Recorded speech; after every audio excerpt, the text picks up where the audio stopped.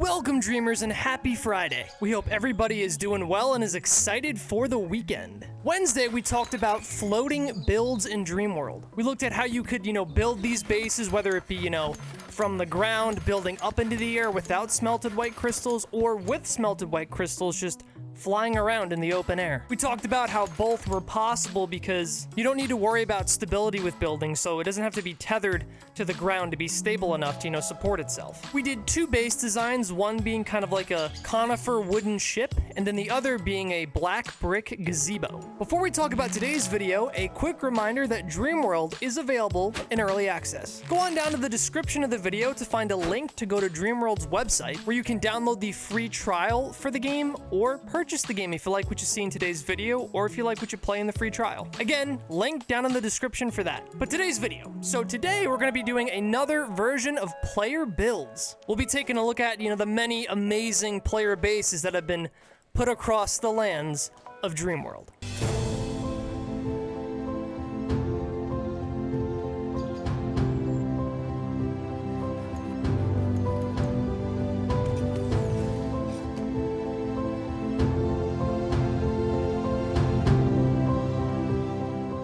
In today's video, we'll be taking a look at some builds that were made by players that might sound familiar, and also we'll see some new names from some new builders. And we'll have a big surprise build at the end, so make sure to watch for that. In Volume 1, we took a look at Tarnatok's Manor. Well, today we're going to be taking a look at Tarnatok's Castle, which has been constructed close to the manor. Connected to the other base by, a stone bridge, this castle has towering mountain stone walls and mountain stone towers.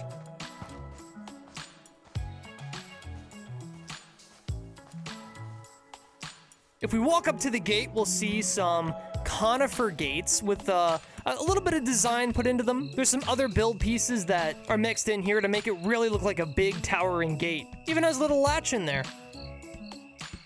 And you also notice these half pillars that have been kind of, shrunken down to make it look like, hinges on the door. Then if we come into the build, we can see polished conifer floors, my favorite type of wood. And also at the front door, we have these little knight characters that have been, put up against the wall. I believe they're made of gold and possibly coal or maybe flint. And they're a combination of different build pieces to resemble a knight. We also have some really cool backlighting that's been, done by using some dry desert wood, some pink wood it looks like, and then some interior lighting lamps to get some interior lighting. And then we also have some crystal walls that's put behind the window frames. Going to the next room, we have this, first tower area where there's the staircase, some mountain stone walls and a conifer roof. We then go through the door right here and we see, a nice little window frame arrangement. If we keep moving through the rooms, we'll see some more space over here, as well as a little pantry area. Many different bowls and pots and build pieces have been put around to, really make it feel like a kitchen. There's some countertops, a nice little fireplace put here. You'll notice a lot with this build that, build pieces have been enlarged and also shrunk, mimic different designs, and even just fill in smaller spaces or bigger spaces. Here we have a cook pot put right over a cooking station. We also have plenty of vegetable pieces put around the tables. Really makes it feel like a kitchen. Now, leaving the kitchen, we can go back out to the main lobby where we can see the other side of the entrance area, which is a nice little open room. It's kind of got some dim lighting, which I actually don't mind. And then also there's a nice pattern on the floor. Utilizing shrunken floor pieces as well as different resources, we get a nice pattern here. It's really clean and really symmetrical. If we put a torch on in this room, we can see the room better lit up. This build really shows, the big scale bases you can make in DreamWorld and, how creative you can get with them. If we go up the stairs, we can see a lot more open space in these towers.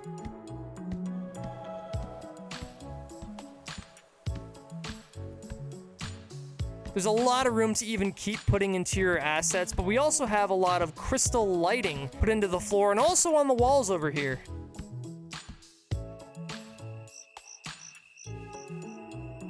You can see how the crystals were worked in between two window frames. If we keep going up the tower, we can see that even the roof hasn't been finished yet. That's how much farming probably took to actually finish this tower. But if we go outside of the tower, we can see a big open area and these, stone walls with parapets. A lot of time and attention to detail has gone into this castle build. I think it's awesome. But that is the bulk of Tarnatok's castle build. This is a really freaking awesome build. I wish I made this. In fact, now I want to go make a mountain stone castle myself. My favorite part has to be the, crystal lighting in between the window frames. Really creative idea. I like it. So great job on the build. Let's get to our next build that we're going to be taking a look at. As I was exploring the desert biomes, I was able to discover Last Irish King's Base. This kingly manor was actually built into one of the massive, kind of plateaus that sits in the desert. It's hidden pretty well. I actually found the reliquary before I found the actual entrance to the base. Climbing up the side of the plateau, I was greeted with a lot of crystals, a big, assortment of crystallized colors. Let's also make sure to go visit the reliquary and collect our dream essence. We got some gradient coloring here, as well as just, different crystal colors that have been put into the floor pieces, and even the gates that have been, put at the entrance, to the front and the entrance to the inner chamber. As we go into the inner chamber, we see a lot of desert sand has been used for the build pieces. It's a great idea to repurpose the sand that you collect as you're going through the desert, and also it blends really well with the, natural look of the inside of the plateau. We also have a really cool lighting effect, being made by torches on the walls. And now when we come downstairs, we get to see a whole lot of smelters. Oh, a whole lot of smelters. We also have a bunch of storage and, a couple crafting stations in this build, but those smelters are making me jealous, I'm not gonna lie. Great job to Last Irish King. Really like the use of different crystals, on the build pieces, as well as, the torches and the little dancing on the wall effect they created, It makes it look like the crystals are, shimmering in the light. On to our next build, though. This one I discovered while I was randomly flying around the desert. I'm not completely sure who made it, but I thought it looked pretty cool. Hidden away on this mountain plateau, we have kind of like a little lookout build. It was a little tricky for me to actually find the entrance. I ran into some desert bees on the way to try to get up, which, kind of deterred me. But eventually I just decided to climb up the side of the plateau, as it was much quicker and I could just get right to the top and then figure out how to get back up, go top down to figure out the entrance. Turned out the entrance was actually up the plateau, so I discovered a pathway and a staircase. I took the pathway. This build has a long spiral staircase that goes all the way up the interior of the plateau, leading to the kind of lookout area on the top. As I got to the top of the build, I found kind of a cool little lookout area. It's a pretty simple build. A lot of terraforming went into it, but there's a lot to be added on here. We have this large stone pillar right here, as well as, a little gazebo. This pillar has an amazing view of the desert below, though. Just check it out. We have some good lighting in this gazebo. This build is going to be very visible at nighttime. And then we have another little lookout area down here, which has been pretty well constructed. As we leave the desert and head back to the forest, we see another really interesting looking build in the distance. Let's go check it out. Fainted Goat Space has a couple things going on here. All are very eye-catching. We have this ruin-looking tower over here. It's made from what appears to be maybe like desert sand bricks. It looks like an ancient tower or some sort of prison almost.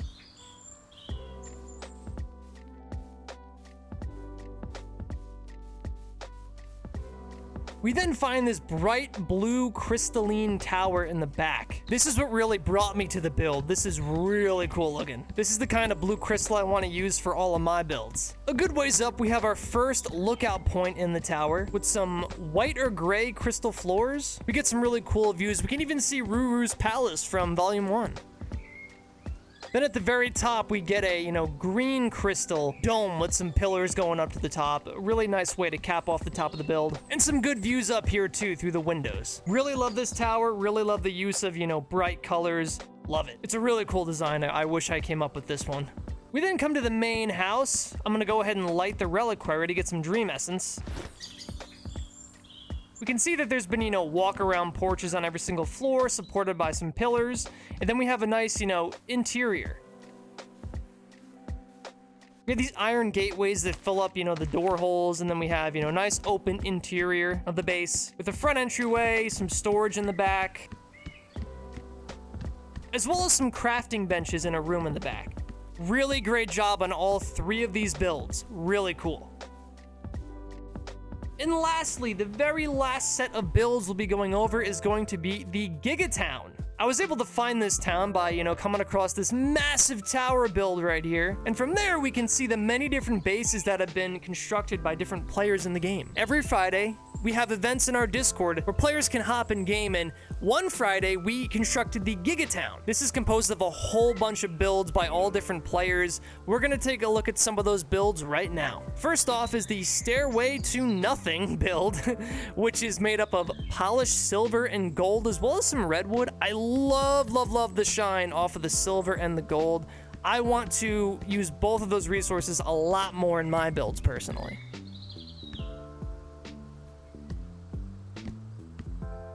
We then have this build, which uses mostly default building pieces, the default skins. But we also have, like a little flint pot and flint door in the front. And also at the very top of the build, we're gonna see some, gold pieces used too. But let's just check out the many different walkways and rooms of this build.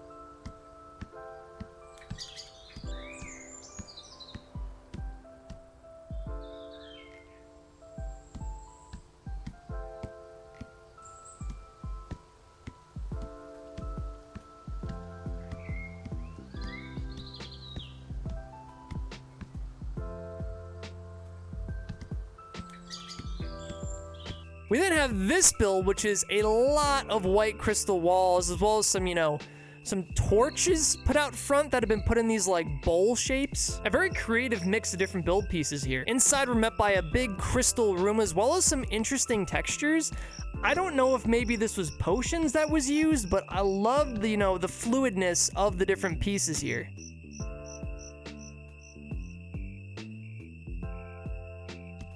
And then we have these pink beds in the corner. Outside, we have a nice little porched area with some, polished material. Not quite sure what it is, but if you go upstairs, we have another little room here that's very open concept. I like it. Good build. We then have the Estate, which is a big smorgasbord of different, resources and build pieces all combined to make a really unique looking structure. We even have a garden out front. Heading inside, we have a good use of, red torch lighting that reflects off the polished floors. And the way the light kind of reflects off the ceiling and walls. Ooh, I love it. I love it.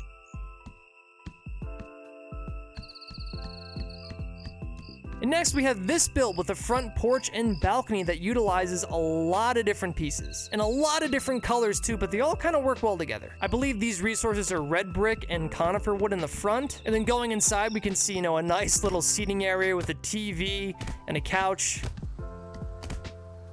Then we have a basement, a mountain stone basement that's pretty open right now, has a lot more of room to add. And then upstairs we have, a nice little balcony area where you can see out into the Gigatown, all the different cool looking builds.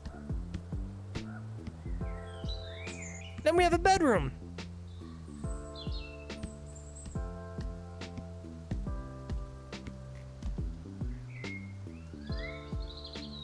Next, we come to this build, which is the Gigatown Public Library. It's got a little message board on the interior, as well as some interior pieces like furniture and everything. It's kind of a small interior, but the lighting and, the mix of the different colors, it makes it very eye-catching.